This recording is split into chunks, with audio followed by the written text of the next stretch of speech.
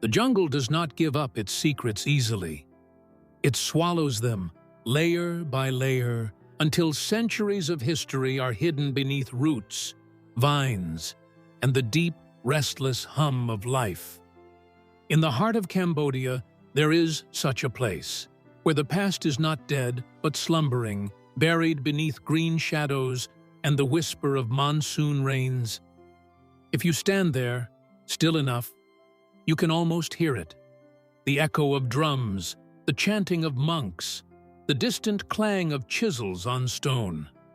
These are the ghostly cities of the Khmer Empire, once the largest empire in Southeast Asia, now reduced to ruins, mystery, and legend. For most of us, the name Khmer Empire summons one image above all: Angkor Wat. That vast, majestic temple complex rising from the mist at dawn, its 5 towers reflected in a still moat, like a vision from another world. But the Khmer Empire was far more than Angkor Wat.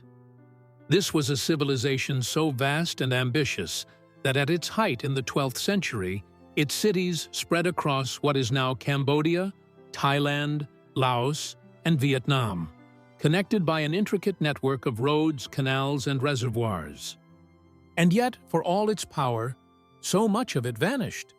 Not just the people, but entire cities, gone, claimed by the jungle, their names lost to time. For centuries, they lived only in legend, whispered among locals and dismissed by scholars as exaggerations. Until recently.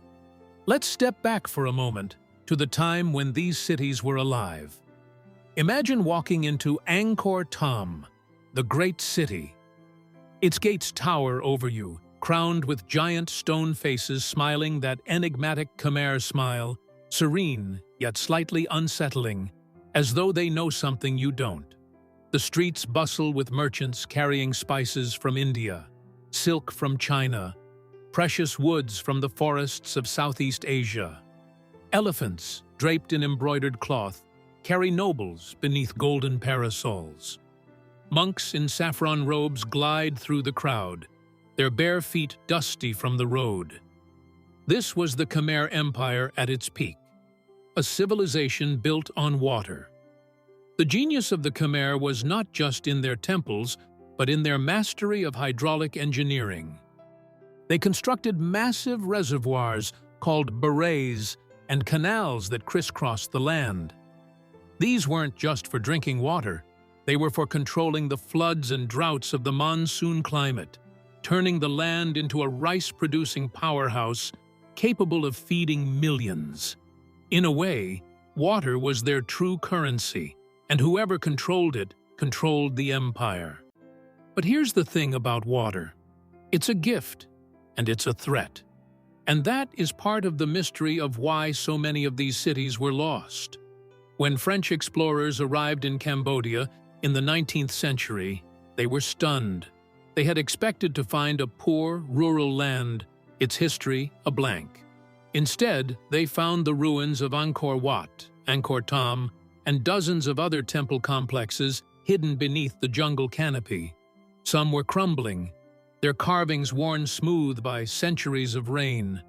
Others still sharp enough to tell stories in stone, battles, gods, and the eternal dance between heaven and earth.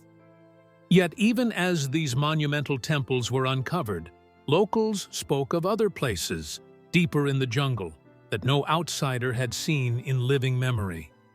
Cities with towers now toppled, streets buried under centuries of roots, and walls where moss had grown so thick it was impossible to tell where nature ended and human hands had begun. For decades, these tales remained unverified. The jungle is a fierce guardian.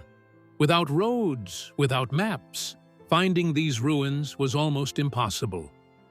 Archaeologists had to rely on hints, a mound here, a carved stone half buried in the soil there. And then, in the early 21st century, technology gave us new eyes. Using a method called LiDAR, light detection and ranging, researchers could fly over the Cambodian jungle and map the ground beneath the trees. What they found was beyond anything they had imagined. Beneath the canopy were entire cityscapes, roads, canals, reservoirs, temples, laid out in intricate grids. These were not just villages or outposts. They were urban centers rivaling the size of modern cities. Names like Mahendraparvata, hidden on the slopes of Phnom Kulen Mountain, began to emerge from obscurity. Historians had read of it in inscriptions, but until LiDAR, no one had seen its full scale. And it wasn't alone.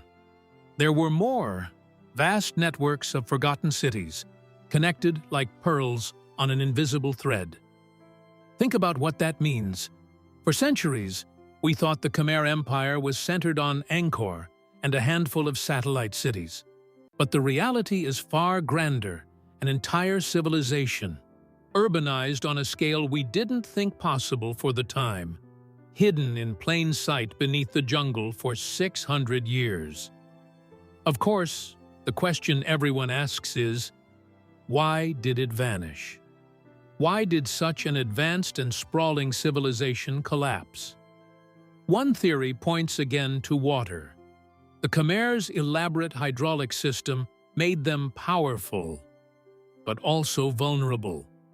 Climate studies suggest that in the late 14th and early 15th centuries, Southeast Asia went through a period of extreme weather swings, decades-long droughts punctuated by catastrophic floods. The canals and reservoirs couldn't adapt fast enough, and when the water system failed, so did the food supply. Another theory centers on war. The empire faced growing threats from neighboring kingdoms, particularly Ayutthaya in what is now Thailand. In 1431, Ayutthayan forces sacked Angkor. While the Khmer continued to build in other regions, the heart of the empire shifted south toward Phnom Penh, leaving the great northern cities to decline. But there's also a more subtle possibility, a gradual transformation rather than a single collapse. As trade routes shifted toward coastal ports, the economic focus may have moved with them.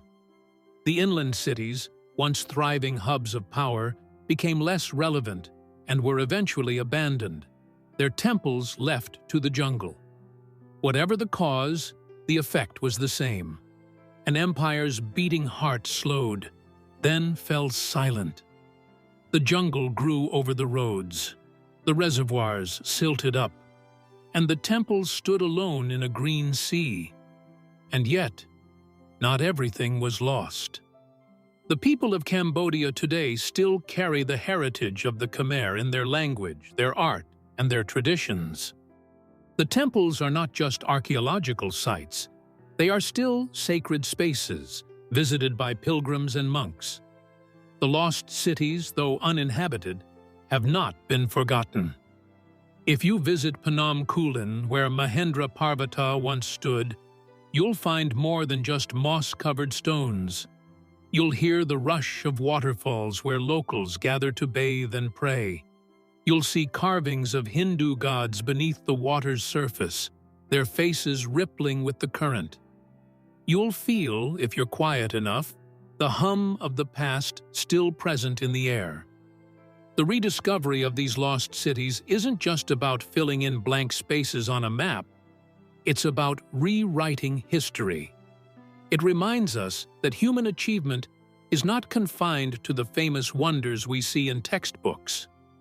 Entire civilizations can rise, flourish, and vanish, leaving behind only whispers for future generations to hear. And maybe that's the most haunting part. We think of our cities as permanent, our empires as unshakable.